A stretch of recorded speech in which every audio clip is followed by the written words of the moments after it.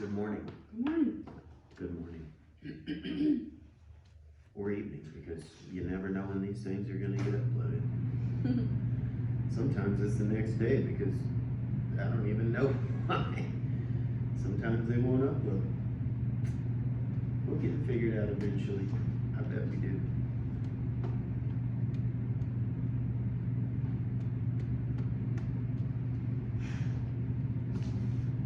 It's kind of why I'm doing these for our kids. It'll give us a chance to improve our skills.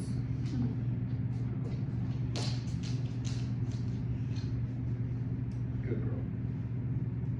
Full of goodness and knowledge.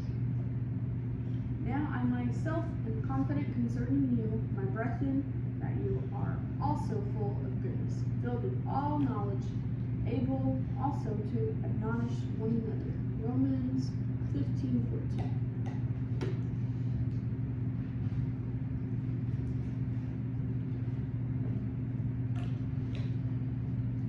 Paul, the apostle and theologian, wrote extensively about the Spirit inside each person. He wrote to the Ephesians, and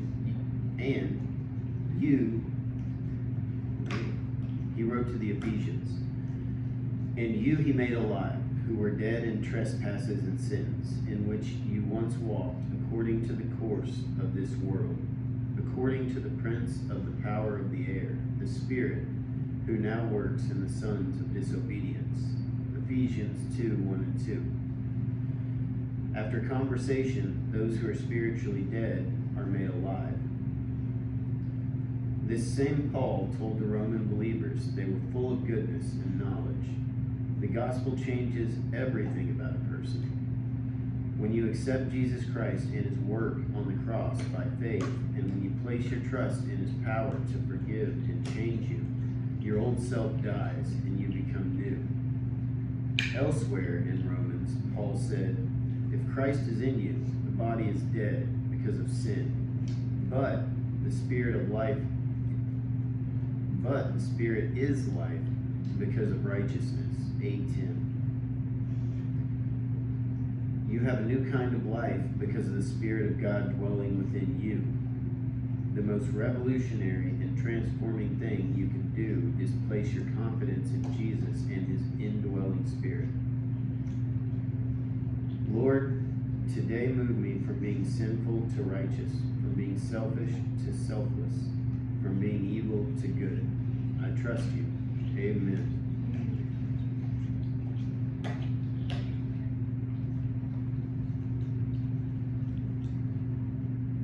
I think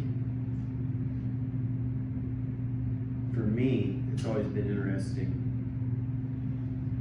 how kind of everything is in the Bible. If you go back to the Old Testament, you'll see references where it says it's a sin not to correct another person.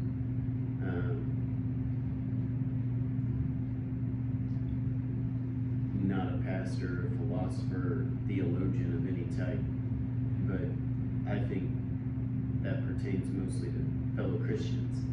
But if you go into the book of Matthew, you see, well, don't pull the thorn out of their eye until you pull the thorn out of your own eye, or a stick, or whatever reference it uses in whatever version of the Bible you read.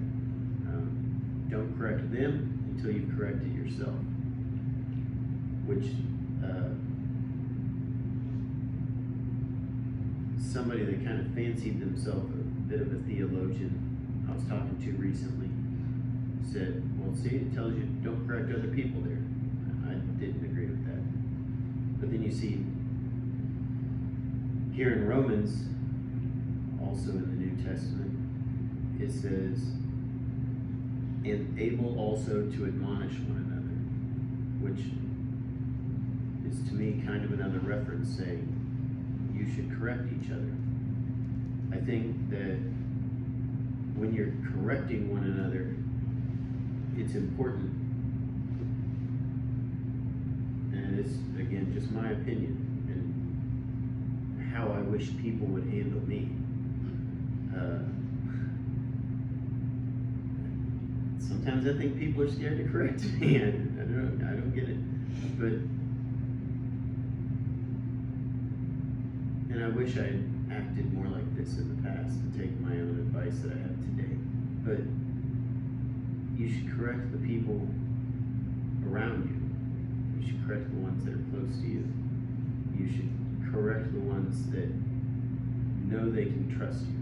Because we live in a shaky world where you get all sorts of information from all over the place. Everybody has their own opinion. Even the news is crazy opinionated. Crazy opinionated. There's not even a news station anymore. It's a weird world.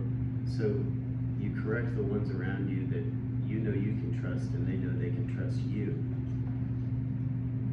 And you have a mutual level of respect with them.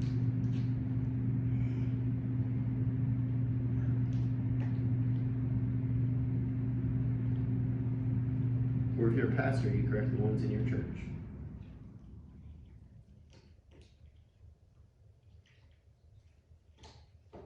What do you think about the rest of it? Or that? I think you said it well. That doesn't ever happen. We're married. That's not supposed to happen.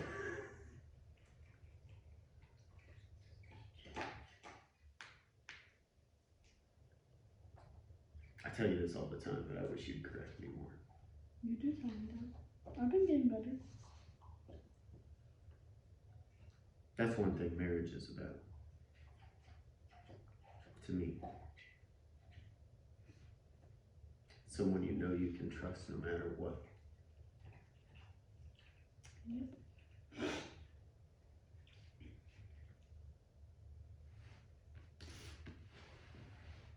So what else, Ben? Well, we not find out the gender. We did not find out the gender. The baby's not nice. No, the baby is...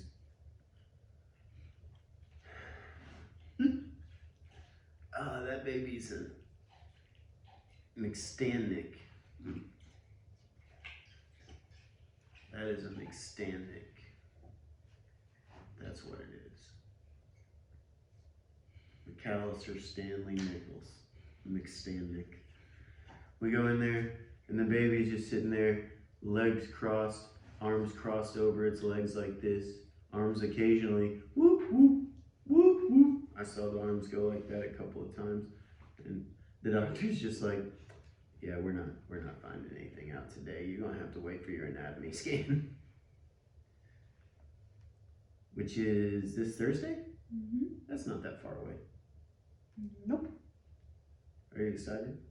Mm-hmm. I am excited. What are you doing today?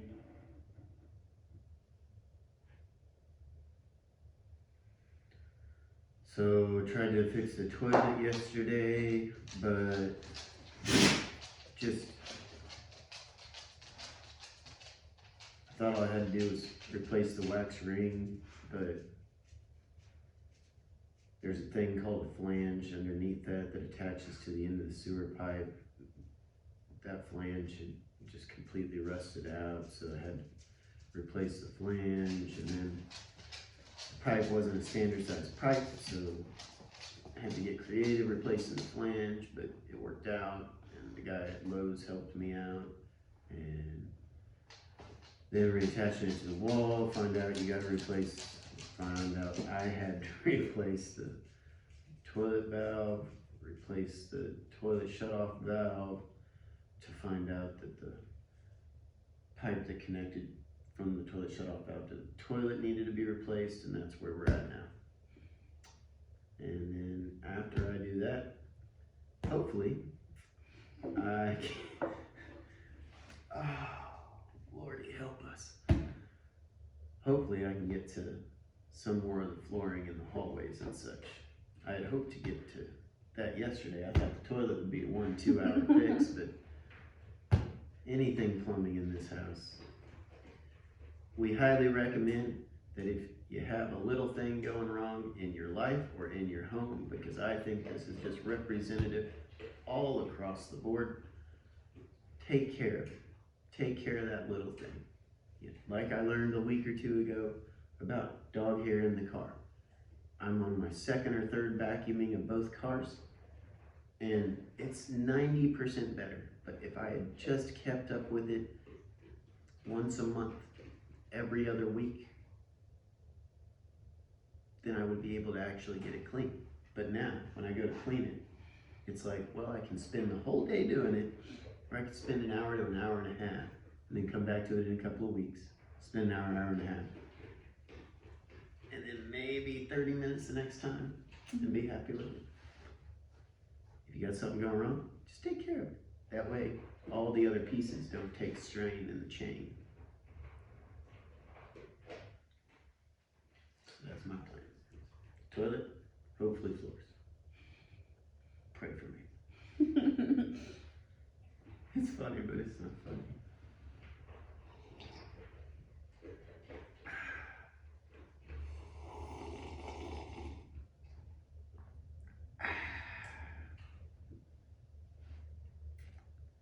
That's gonna be one of my dad jokes.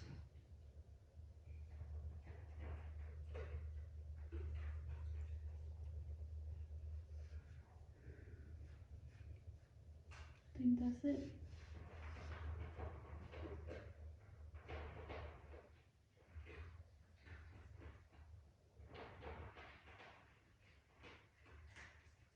I think that's it, bro.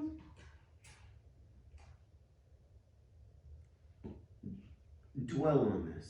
If Christ is in you, the body is dead because of sin, but the spirit is life because of righteousness.